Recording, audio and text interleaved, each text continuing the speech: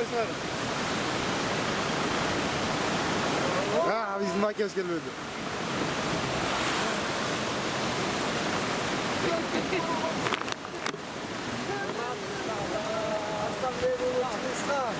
Yeah. Opa. Ne Kamesar? Hey.